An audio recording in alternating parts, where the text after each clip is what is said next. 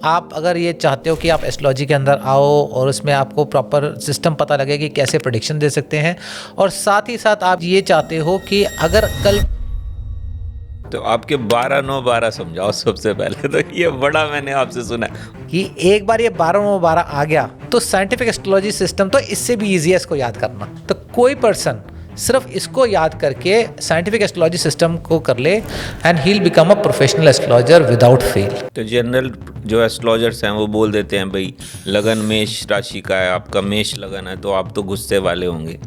तो ये कितना सच है? अगर आपको अपनी जिंदगी के बारे में जानना है तो इट इज बेटर कि आप अपना हॉरोस्कोप चेक कराओ। Just don't go by the राशि। आप लोग बहुत ध्यान से सुनना इसको। प्रेडिक्शन का है कि there are major aspects of life, love, marriage, career, finance, travel, health, litigations. ये सारे ना मेजर इवेंट्स हैं जो एक आम आदमी की जिंदगी में जनरली होते रहते हैं और लोग इसी चीज़ों को पूछना चाहते हैं, राइट?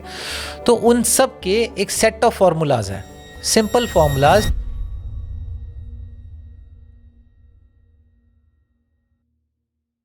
अगर आप एस्ट्रोलॉजी में इंटरेस्ट रखते हैं या एस्ट्रोलॉजी सीख रहे हैं या सीखना चाहते हैं तो आज का ये पॉडकास्ट आप लोगों के लिए है। आपने नॉर्मली एक प्रॉब्लम देखी होगी कि जब आप 5 एस्ट्रोलॉजर्स के पास जाते हैं तो वो डिफरेंट बातें करते हैं। कोई कहता है शादी बड़ी देर से होगी, कोई कहता है शादी 1 साल में हो जाएगी, कोई कहता है ये रेमेडी कर लो और शादी तुरंत हो जाएगी। तो इतनी सारी वेरिएशन क्यों आता है प्रेडिक्शंस में? मैथमेटिक्स में अगर कोई फार्मूला है तो 1+1 हमेशा 2 होता है। फिजिक्स में भी कभी भी डिफरेंट फार्मूलाज नहीं होते सेम ही चीज़ के। और केमिस्ट्री में भी हम देखते हैं कि अगर 2 चीज़ों का रिएक्शन होता है तो उसका रिजल्ट सेम आता है। लेकिन एस्ट्रोलॉजी में बिल्कुल इस तरह से नहीं देखा जाता। क्या एस्ट्रोलॉजी साइंटिफिक नहीं है? क्या एस्ट्रोलॉजी में कोई फार्मूला यूज़ नहीं होते? तो आज इस पॉडकास्ट में हम यही सब डिस्कस करने वाले हैं और हमारे साथ हैं अभिषेक धवन जी और मैं हूं अमित सैनी, आज गणेशा के एस्ट्रोलॉजर्स। और आज आपको क्लियर कर देंगे कि साइंटिफिक एस्ट्रोलॉजी किस तरह से काम करती है और उसे कैसे आप भी सीख सकते हैं। हेलो अभिषेक। हेलो अमित, तुमने वैसे सही कहा कि आज का जो पॉडकास्ट है या जो हम डिस्कशन आज करने वाले हैं ये उन्हीं लोगों के लिए है जो एस्ट्रोलॉजी में एक्चुअली रुचि रखते हैं और चाहते हैं कि भी उनको भी एक प्रॉपर गाइडेंस मिले कि कौन से ऐसे सिस्टम्स हैं जिसको फॉलो करने से उनको सही प्रेडिक्शन मिल सकती है।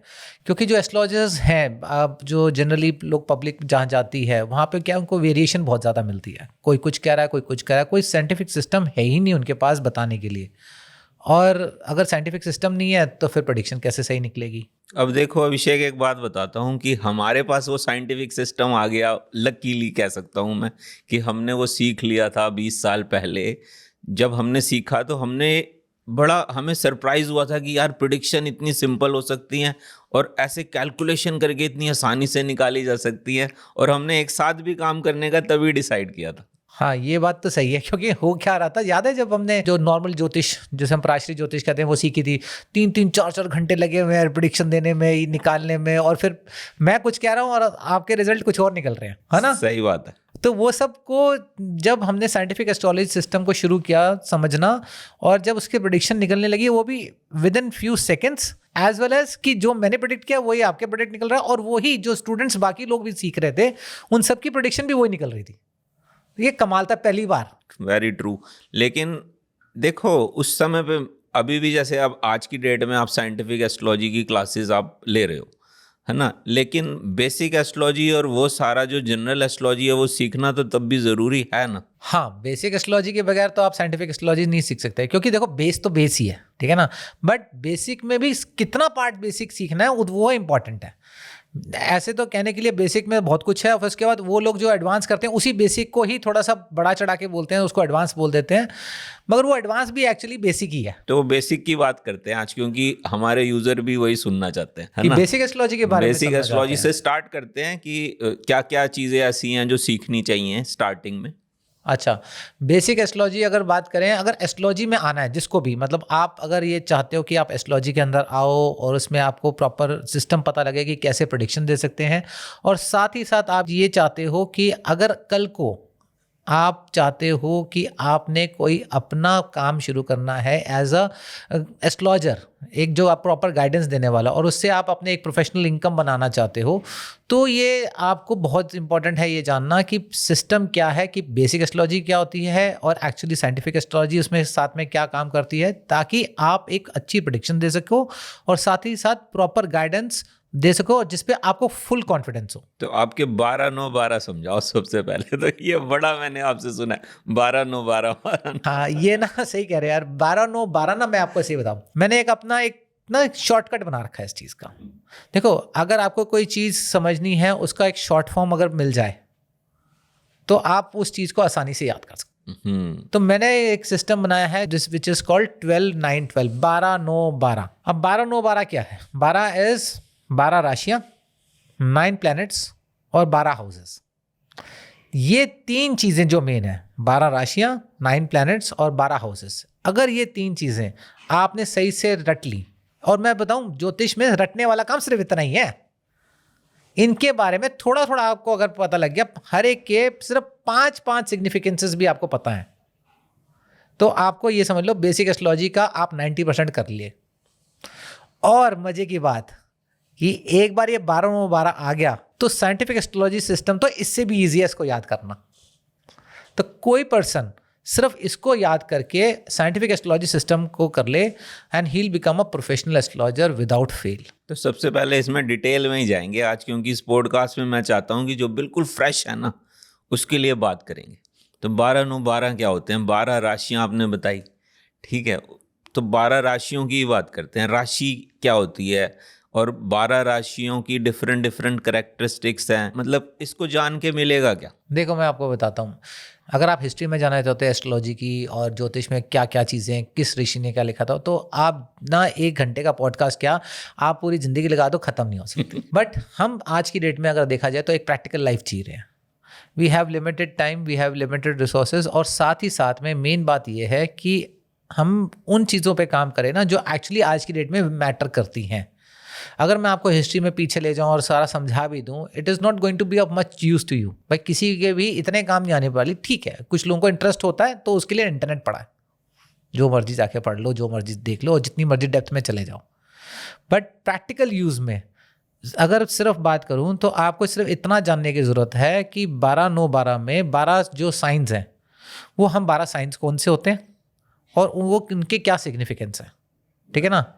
अब ये इंपॉर्टेंट है क्योंकि हर साइन का, हर राशि का अपना एक सिग्निफिकेंस है, जिसमें वो उसका कैरेक्टर भी आता है, उसके बॉडी पार्ट्स भी उसी से आइडेंटिफाई होते हैं, उसके ओवरऑल जो मेंटालिटी है वो उससे आइडेंटिफाई होती है, और कई सारी चीज़ें हैं जो उसी से आइडेंटिफाई होती हैं।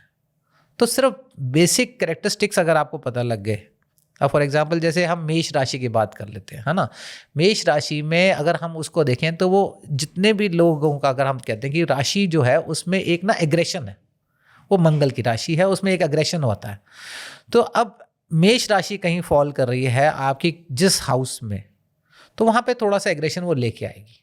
अब कितना लाएगी वो ऑब्वियसली डिपेंड करता है कि पूरी हॉरोस्कोप क्या है, ठीक है ना, उसमें बाकी प्लैनेट्स क्या कह रहे हैं, बाकी राशियों की कितनी इंपॉर्टेंस है, वो सारे को चेक करना है। बट एक बेसिक बता रहा हूँ, तभी मैं कह रहा हूँ सिर्फ कैरेक्टरिस्टिक्स भी अगर आपको पता लग गए 12 राशियों के तो भी बहुत है। तो जनरल जो एस्ट्रोलॉजर्स हैं वो बोल देते हैं भाई लगन मेष राशि का है, आपका मेष लगन है, तो आप तो गुस्से वाले होंगे।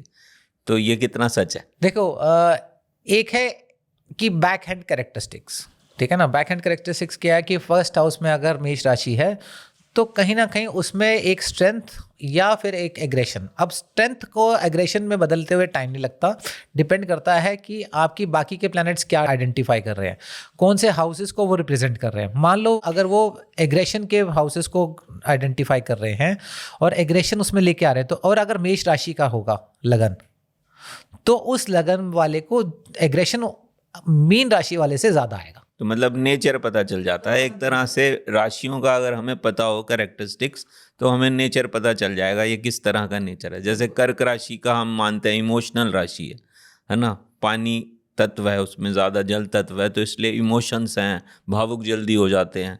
तो इस तरह के नेचर हम आराम से ट्रेस कर सकते हैं। हाँ, नेचर ट्रेस कर सकते हैं। उस नेचर की हम अगर हम उसको थोड़ा सा लॉजिकल भी समझेंगे ना, तो कई प्रेडिक्शंस में वो काम आ जाता है। ओके। मान लो अगर हम बात करें हॉरोस्कोप मैचिंग करानी हो, किसी की कुंडली मिलान कराना हो, है ना, और उसमें हॉरोस्कोप जो उस बच्चे की कह रही है, मान लो लड़के की हॉरोस्कोप या लड़की की हॉरोस्कोप भी मान लेते हैं, उसमें कहीं ना कहीं एग्रेशन है और वो मेष राशि का लगन है उसका, और उसमें जो प्लैनेट भी बैठा है वो एग्रेशन को डोनेट कर रहा है, तो उस पर्सन की एग्रेशन के एनहांसमेंट ज़्यादा होती है, वो उसकी पोटेंसी ज़्यादा हो जाती है। ये Right. थोड़ा सी चीज़ें हैं जो आपको आइडिया दे देता है कि ये चीज़ है, क्या ये एग्रेशन को बढ़ा रहा है, ये घटा रहा है।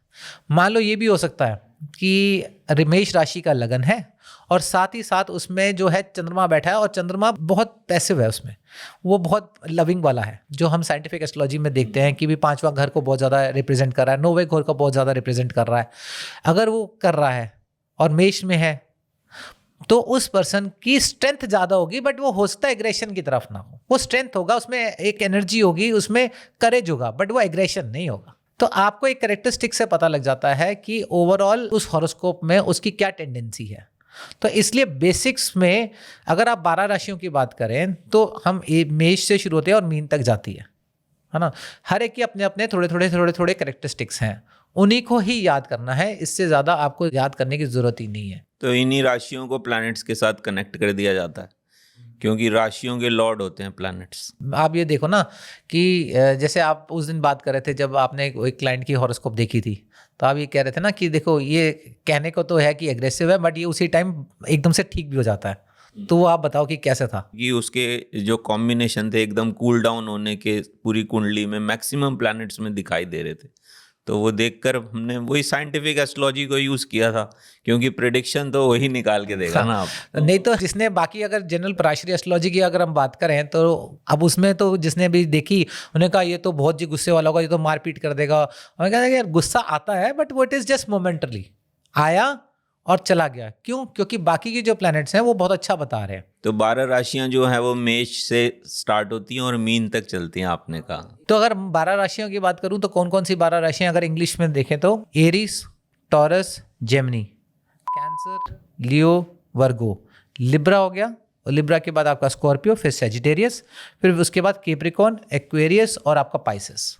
ये 12 राशियां होगी, क्योंकि 360 डिग्री का अगर आप देखो सर्कल इज 360 डिग्रीज, तो ब्रह्मांड पूरा सर्कल में है, तो 360 डिग्रीज हो गया। 12 से भाग करोगे आप तो 30 डिग्री का हो गया, तो हर राशि 30 डिग्री की हो जाती है। अच्छा, इसमें बड़ी सरप्राइजिंगली एक और बात है कि सन की और मून की एक एक राशि है बस। हाँ। सन जो है वो लियो का लॉर्ड हो जाता है और मून जो है वो कैंसर का लॉर्ड हो जाता है, लेकिन बाकियों की दो दो राशियां हैं। जैसे मार्स की जो है एरीज और स्कॉर्पियो का लॉर्ड मार्स हो जाता है, ऐसे ही जुपिटर जो है वो सेजिटेरियस और पाइसिस का लॉर्ड हो जाता है। शनि के पास भी कैप्रिकॉर्न और एक्वेरियस राशि आ जाती है। तो बाकियों के पास दो दो राशियां हैं, लेकिन सन और मून की एक राशि है। अच्छा, बेसिक में ये सब तो हमने जब स्टार्ट की थी एस्ट्रोलॉजी तब ये सब हमने सीखा था। हाँ, बेसिक में ये सीखा था और बहुत कुछ सीख लिया था।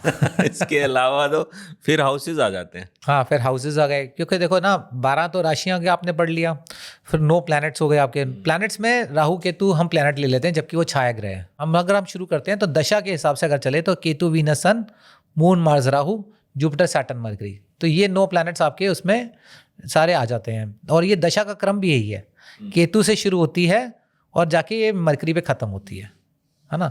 तो ये जो बेसिक्स में तो हमें ये सिखाया गया था, प्लस हमने बेसिक्स में बहुत कुछ और भी तो सीखा था कि लगन क्या है और हाउसेस क्या है। तो हम हाउसेस की बात कर लेते हैं। हाउसेस क्या बताओ कि कितने हाउसेस हैं? नेटल कुंडली जब बनती है तो उसमें 12 खाने होते हैं, 12 हाउसेज होते हैं, है ना। तो उसके बाद में हर हाउस का अपना अपना सिग्निफिकेंस होता है।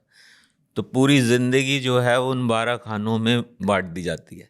ऐसे ह्यूमन बॉडी के सारे पार्ट्स भी उन्हीं 12 खाने में बांट दिए जाते हैं। तो फर्स्ट हाउस नॉर्मली कैरेक्टर का हो गया, उसका स्ट्रक्चर का हो गया कि वो कैसा दिखता होगा, उसकी बॉडी स्ट्रेंथ का हो गया, उसकी इम्यूनिटी का हो गया, ये सब फर्स्ट हाउस से जज हो जाता था। सेकंड हाउस से फैमिली देखते थे, फैमिली का फाइनेंस देखते थे। थर्ड हाउस से जो है उसके कोबॉन्स देखते थे, छोटे भाई बहन कितने होंगे, कैसे होंगे, ये सब कैलकुलेशंस करते थे। करेज देखते थे थर्ड हाउस से, शॉर्ट ट्रैवल देखते थे। फोर्थ हाउस जो है मदर का, प्रॉपर्टी का होता था, जो इंटरनल हैप्पीनेस होती थी उसका होता था। ऐसे ही फिर आगे बढ़ते थे, फिफ्थ हाउस पे आते थे तो चिल्ड्रन के लिए देखा जाता था। फिफ्थ हाउस लव रोमांस के लिए देखा जाता था। एजुकेशन के लिए भी देख सकते हैं, हायर एजुकेशन के लिए भी 5th हाउस को काफ़ी कंसिडर किया जाता है क्योंकि इंटेलिजेंस का हाउस है वो। 6th हाउस हर्डल्स का, कोर्ट केसेस का, जॉब के लिए भी 6th हाउस देखा जाता है, और हेल्थ प्रॉब्लम्स के लिए 6th हाउस देखते हैं।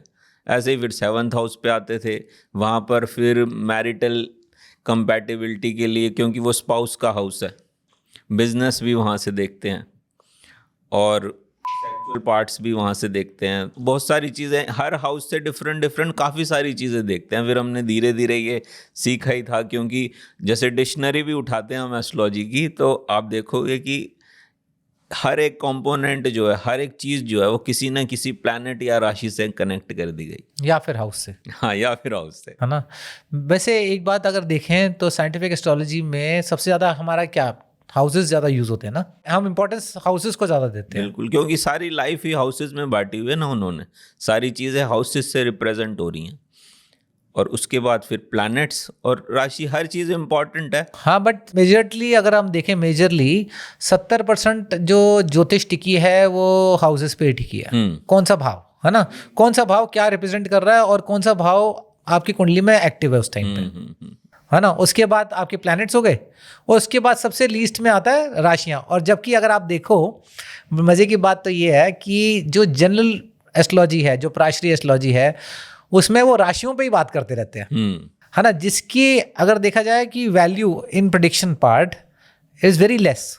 ऐसा नहीं कि उसकी इंपॉर्टेंस नहीं है, बट कम है। अगर मैं देखूं तो 70, 20 और 10, ऐसे नहीं है कुछ कि 70% अगर हम हाउसेस को इंपॉर्टेंस देंगे, 20% प्लैनेट्स के हो गए, और 10% आपका हो गया आपकी राशियां। हाँ, प्रिडिक्शन में तो ऐसे ही प्रेडिक्शन देंगे, में, क्योंकि अल्टीमेटली देखो प्रेडिक्शन ही निकलनी है जो लेकिन हाँ, निकालनी सही कह रहे हो, क्योंकि वो सारी जितनी भी सनसाइन एस्ट्रोलॉजी है वो सब राशियों पर ही तो चल रही है। है, राशियों पे टिकी है और उसी से प्रेडिक्शंस नहीं निकल रही।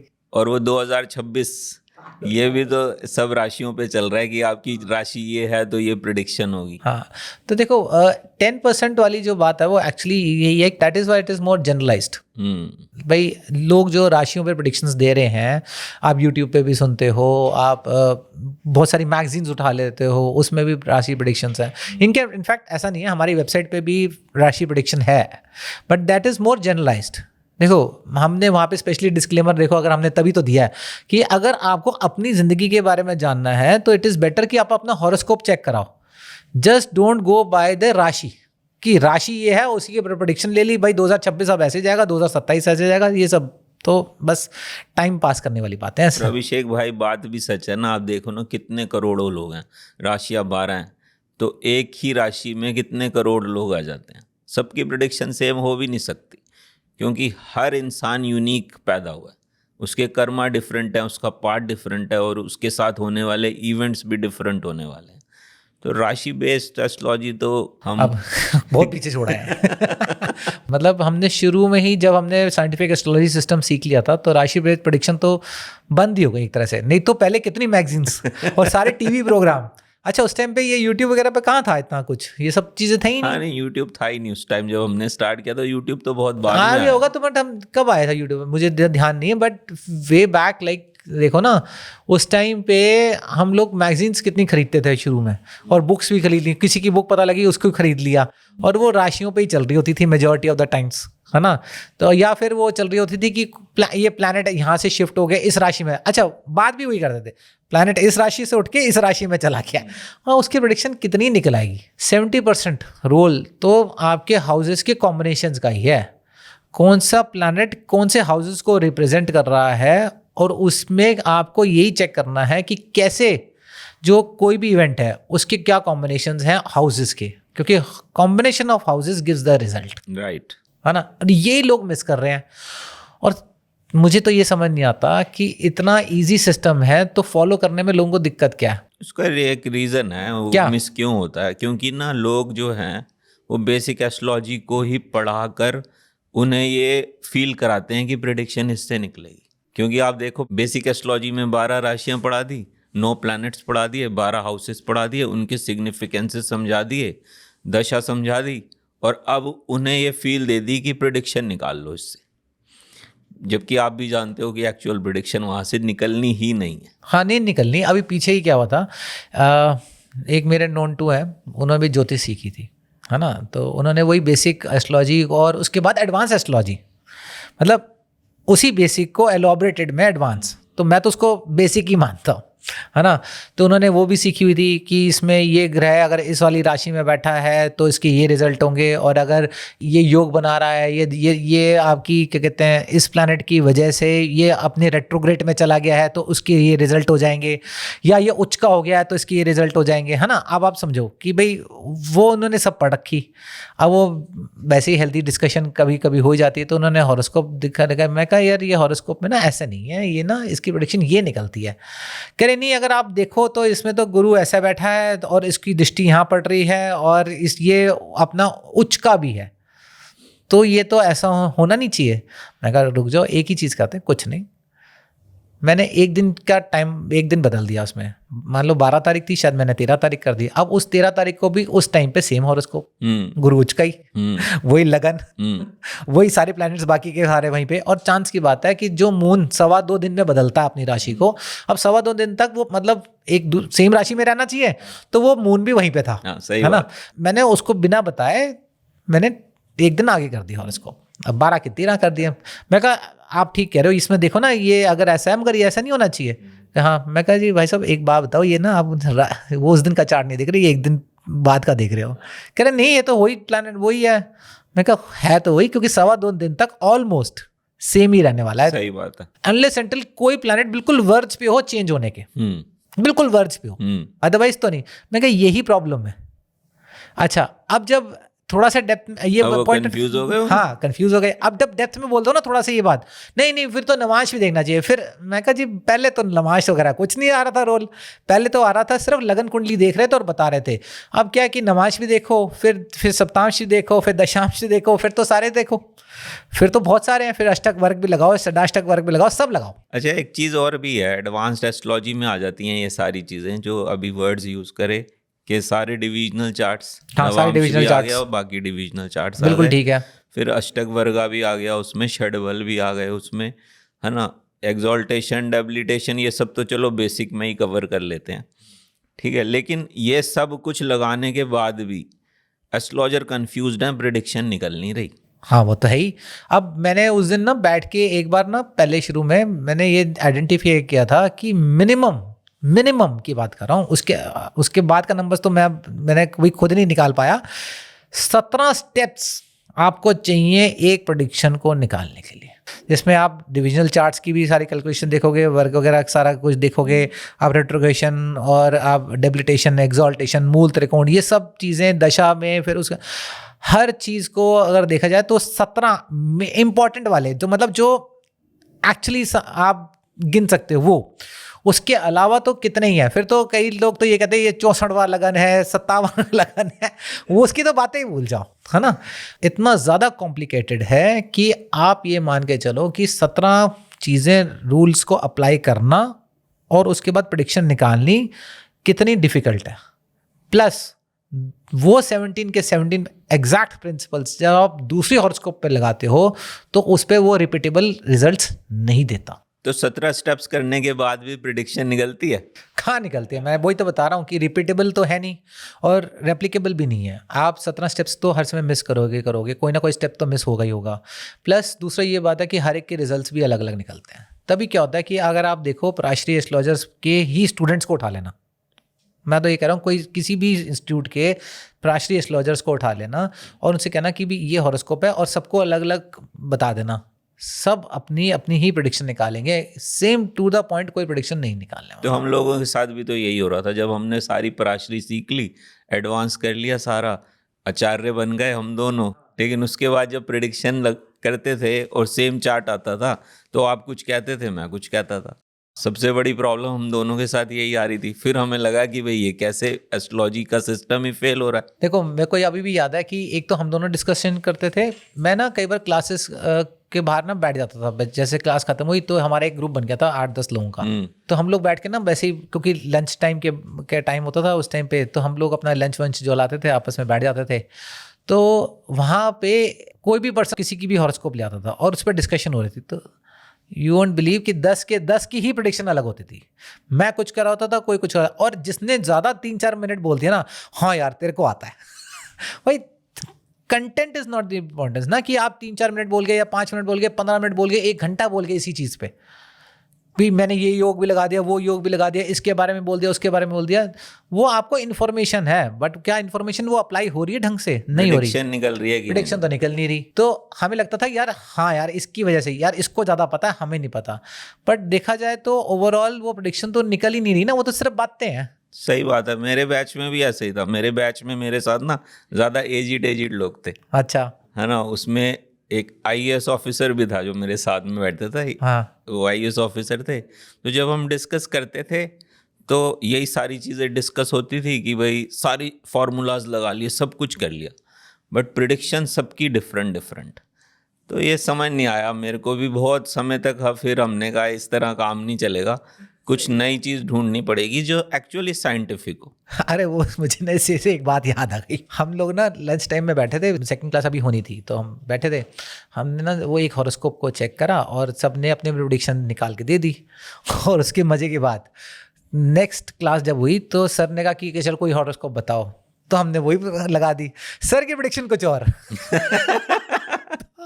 मतलब हम अलग निकाल रहे हैं, सर भी अलग निकाल रहे हैं। मतलब सर के प्रिंसिपल्स जो उन्होंने सिखाए हैं, हम एज स्टूडेंट्स सब लोग अलग अलग लगा रहे हैं। There is no mathematical system की जो एग्जैक्ट प्रेडिक्शन निकाल सके। एटलीस्ट मैं ये कह रहा हूँ कि सबकी चलो नहीं निकल सकती, 10 में से 7 लोगों की तो एग्जैक्ट कोई सेम निकले, सेम समझ तो आए, वो नहीं हो रहा था। और फिर जब साइंटिफिक एस्ट्रोलॉजी सिस्टम में आ गए जिसमें सिर्फ 3 स्टेप करने होते थे, उसमें कुछ था ही नहीं। ये स्टेप लगाओ, अच्छा ये है, and it's clear, with in seconds answer निकल आता था। और जब हम क्लास में थे तब भी तो ये देखो ना कि जब हमने साइंटिफिक एस्ट्रोलॉजी सिस्टम सीखा था तो सारे स्टूडेंट्स एक ही प्रेडिक्शन निकालते थे, ये प्रेडिक्शन है, ये इस टाइम पे होगी चीज़, यस है या नो है। बट ये भी बात सही है, साइंटिफिक एस्ट्रोलॉजी सिस्टम ना अभी अच्छी तरह से पॉपुलर नहीं हुआ, क्योंकि वो कुछ लोगों के पास है तो वो अपनी अपनी प्रैक्टिस कर रहे हैं। अभी वो वाइडली इसको फैला नहीं रहे हैं, या क्या रीजंस हैं। और जो बेसिक एस्ट्रोलॉजी सिस्टम है वो बहुत ज़्यादा स्कूल्स जो हैं उसे पढ़ा रहे हैं, तो लोगों को शायद यही पता है कि यही सिस्टम होता है और इसी से ही प्रेडिक्शंस निकलती हैं। मगर आपको सही बताऊं, आप किसी भी ऐप पे टेस्ट कर लो या वेबसाइट पे चले जाओ जहाँ पे बहुत सारे एस्ट्रोलॉजर्स हैं, तो एक ही सेम चार्ट आप डिफरेंट एस्ट्रोलॉजर्स को दिखा दो, सेम प्रेडिक्शन आएगी नहीं उनकी, नहीं आ सकती, क्योंकि वो सिस्टम ही नहीं फॉलो कर रहे। दूसरा ना, जो आपकी एक वो बात बोलिए कि भाई वो अभी भी ज़्यादा चल रहा है जनरल प्रेडिक्शंस वाला सिस्टम, वो इसलिए भी चल रहा है कि मेजॉरिटी ऑफ द पीपल ना वही बातें बोल रहे हैं, और वही बातें ना इंटरनेट पे भी चल रही हैं, राशि प्रेडिक्शन, है ना। तो अब जो ज़्यादा चीज़ें जिसके बारे में बन रही हैं तो लोगों को लगता है यही सिस्टम ठीक होगा, है ना। बट जब आप हेल्दी डिस्कशन करो ना, तब वो लोग ये मान लेते हैं हाँ प्रेडिक्शन तो नहीं निकल रही, प्रेडिक्शन तो इसी मेथड से निकल सकती है। जो मैं अपने फ्रेंड की बात बता रहा हूँ जो आया था और जिससे हेल्दी डिस्कशन हो रही थी, उसको जब मैंने ये बताया, कह रहा यार एक बात बता, तेरी क्लासेस चल रही है ना, कह रहा जब नेक्स्ट बैच होगा ना तो मुझे बता दियो मैं भी सीख लूँगा यार साथ ही साथ में। मैं कहूँ और क्या, सीखो सॉफ्ट और अपना कैलकुलेशंस करो, और सिंपल है। मतलब मैथ्स का भी गुणी होना ज़रूरी नहीं है इसके लिए। हाँ सही बात है, मैथ्स इतना इम्पोर्टेंट नहीं है, मतलब थोड़ा एप्टीट्यूड होना चाहिए आपके पास। एग्जैक्टली, मैथ्स एप्टीट्यूड ही में चाहिए बहुत बस। ही ज़्यादा प्रवीण होने की ज़रूरत नहीं है। लेकिन साइंटिफिक एस्ट्रोलॉजी सिस्टम है क्या, मैं चाहता हूँ कि आप सबको बताएं, क्योंकि यही सिस्टम अगर वो सीखेंगे तो उनकी प्रेडिक्शन भी तो बेटर होगी। देखो, अगर मैं नटशेल में अगर लोगों को समझाने की कोशिश करूँ, आप लोग बहुत ध्यान से सुनना है इसको। देखो, प्रेडिक्शन का है कि there are major aspects of life, love, marriage, career, finance, travel, health, litigations, है ना। ये सारे ना मेजर इवेंट्स हैं जो एक आम आदमी की ज़िंदगी में जनरली होते रहते हैं, और लोग इसी चीज़ों को पूछना चाहते हैं, राइट। तो उन सब के एक सेट ऑफ फार्मूलाज हैं, सिंपल फार्मूलाज, जो सेम फार्मूला मेरी हॉरोस्कोप पे अप्लाई होगा, वही सेम फार्मूला अमित की हॉरोस्कोप पे भी अप्लाई होगा, वही सेम फार्मूला कि आपकी भी हॉरोस्कोप पे अप्लाई होगा। इनफैक्ट सबकी हॉरोस्कोप पे भी वही सेम फार्मूला ही अप्लाई होने वाला है। तो एक सेट ऑफ फिक्स्ड जो है फार्मूलाज हैं, और वो मुश्किल से 10-15 ही हैं। अगर हम बात करें वो जो फार्मूलाज हैं उसका एक लगाने का एक सिस्टम है कि ये फार्मूला किस तरीके से लगाना है। उस सिस्टम को कहते हैं साइंटिफिक एस्ट्रोलॉजी सिस्टम, और ये इसमें सिर्फ 3 स्टेप्स हैं। 3 स्टेप आपको करने हैं और आपको प्रेडिक्शन आ जाएगी। आप किसी भी इवेंट ऑफ लाइफ पे प्रेडिक्शन बहुत आसानी से दे सकते हो। और ये सिस्टम इतना आसान है, और इतना एक्यूरेट है, और उसके बाद भी ये गुप्त है। हाँ, गुप्त क्या मतलब, प्रॉब्लम पता है कहाँ आ रही है कि जो एस्टैब्लिश एस्ट्रोलॉजर्स हैं ना, जो प्राश्रीय ज्योतिष की भी या जनरल प्रेडिक्शंस के ऊपर बात कर रहे हैं, वो एक्सेप्ट करना ही नहीं चाहते। एक और रीज़न है, क्या? जब मैं पराशरी एस्ट्रोलॉजी सीख रहा था ना, उस समय पे जो हमें सिखाते थे उन सब के हेड थे गुरुजी। हाँ, और मुझे ये पता चला था इनरली कि असली में वो साइंटिफिक एस्ट्रोलॉजी सिस्टम फॉलो कर रहे हैं। अच्छा। मगर सिखा नहीं रहे। सिखा नहीं रहे, प्रेडिक्शन उस पर निकाल रहे हैं और सिखा नहीं रहे, ये तो मुझे नहीं पता था। अच्छा, ऐसा करते हैं कई एस्ट्रोलॉजर जो हैं, उनको ये सिस्टम आता है मगर वो उसको सिखाते नहीं है। उन्हें लगता है शायद कि मेरे पास तक ही रहे, किसी और को ना पता चले ये सिस्टम। ये रीज़न हो सकता है। हाँ, और एक रीज़न और हो सकता है, रीज़न ये भी हो सकता है कि वो इतना ज़्यादा अपने वो पराशरी वाले को इतना ज़्यादा प्रमोट कर चुके हैं, अगर उससे पीछे हटते हैं तो उनके स्टूडेंट्स बिदक जाएंगे। ये भी बात है। बट मेरा अपना ये मानना है कि अगर आपको कोई चीज़ एडवांस पता लगी, अब ये है कि आप मारुति 800 ही चला रहे हो तो वही ठीक है, ऐसा नहीं है। There are so many things which have evolved now.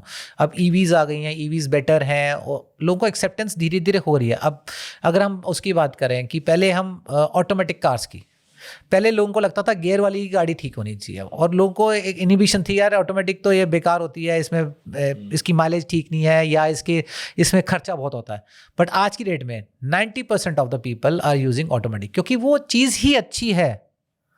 धीरे धीरे एक्सेप्टेंस हो गई, अब धीरे धीरे ईवीज़ की भी एक्सेप्टेंस हो ही जाएगी, है ना। तो वैसे ही जो साइंटिफिक सिस्टम है, it's so easy to use, it is so easy to learn. और उससे प्रेडिक्शन मेन बात है कि प्रेडिक्शन बिल्कुल ठीक निकलती है। देखो ऑब्वियसली कोई भी प्रेडिक्शन 100% एक्यूरेट तो कोई भी एस्ट्रोलॉजर नहीं हो सकता, ना मैं हूँ, ना आप हो, और ना मुझे कोई मिला है। कोई ये नहीं कह सकता कि मैं, और जो ये कहता है कि मैं 100% एक्यूरेट प्रेडिक्शन देता हूँ, तो या तो वो भगवान है या वो झूठ बोल रहा है। It is not possible, practically it is not possible. But majorly prediction सही निकलती है। और अगर साइंटिफिक एस्ट्रोलॉजी सिस्टम नहीं सीखा होता तो मेरे ख्याल से मैं और आप दोनों मिलके हम वेबसाइट नहीं चला रहे होते और लोगों को गाइडेंस नहीं दे रहे थे, क्योंकि झूठ पे तो हम चल नहीं सकते। इस सिस्टम का सबसे बड़ा यूज़ ये है ना कि अगर मान लीजिए किसी क्लाइंट को प्रेडिक्शन दी है, ठीक है, और आपने जो प्रेडिक्शन दी, अगर सेम चार्ट वो मुझे दिखाता है तो मेरी प्रेडिक्शन भी सेम होगी। हाँ, क्योंकि वो रिजल्ट ही उसी के निकलने हैं। तो उसको फेथ बनेगा इस बात पे कि हाँ सेम प्रेडिक्शन दे रहे हैं ये एस्ट्रोलॉजर्स, और उसकी लाइफ में वो चीज़ें हो भी रही हैं। इनफैक्ट आज की ही बात कर लेते हैं कि 2023 में किसी ने मेरे से अपनी शादी की प्रेडिक्शन निकलवाई थी, और आज उन्होंने जो कंसल्टेशन लिया कि जी वाइफ इज़ प्रेग्नेंट। अब उसके ऊपर मुझे जानना है कि प्रेगनेंसी का पीरियड कैसा रहेगा, और मुझे इतना जानना है कि सब कुछ ठीक रहेगा नहीं रहेगा, आगे मेरी overall life, marital life plus मेरा करियर वगैरह ठीक रहेगा नहीं रहेगा। तो ही जस्ट केम बैक, 2023 का 2026 शुरू हुआ है, तो उसको सिर्फ ये प्रेडिक्शन जाननी है। कह रहा है कि मैं आज तक इसके बाद किसी और एस्ट्रोलॉजर के पास गया ही नहीं, ज़रूरत ही नहीं पड़ी। पहली बात तो मैं कहा तुम्हारा चार्ट में ज़रूरत है भी नहीं। भाई उसका चार्ट इतना साफ सुथरा था कि उसको ज़रूरत ही नहीं है जाने की। The only thing was he was concern कि प्रेगनेंसी का टाइम है, तुम बस सिर्फ ये चाहता हूँ कि सब कुछ ठीक हो। कुछ अगर पहले से कुछ पता लग जाए कि अगर कोई कहीं डिफिकल्टी है तो मैं उसके लिए प्रिपेयर्ड रहूँ। और मैंने उसको वही गाइडेंस दी है कि भाई ये 2 महीने बीच के आ रहे हैं, this is not so good, so you need to be extra careful during this period. अपने डॉक्टर से संपर्क में रहो, प्रॉपर डाइट खाओ, प्रॉपर रेस्ट करो, यही है, और भगवान का जाप करो। संतानम गोपालम मंत्र मैंने उनको कहा कि ये ज़रूर जाप करते रहना, ये आपके लिए बहुत अच्छा रहेगा। अच्छा, इस सिस्टम में एक और बहुत अच्छी बात है, जैसे सपोज कोई क्वेश्चन पूछने आया, ठीक है, चाइल्ड बर्थ से रिलेटेड ही क्वेश्चन पूछा, तो पिन पॉइंट हम उसी जगह पर जाकर वो चीज़ आराम से देख सकते हैं कि चाइल्ड बर्थ होगा कि नहीं होगा। हाँ, ये पता चल जाता है हमें। विद इन फ्यू सेकेंड्स हम ट्रेस कर सकते हैं कि चार्ट कैसा है, पॉजिटिव है, नेगेटिव है, दशा क्या चल रही है अभी, और होगा तो कब होगा। उसमें ना एक और एडवांटेज है, ये ना प्लानिंग में बहुत सही काम आता है।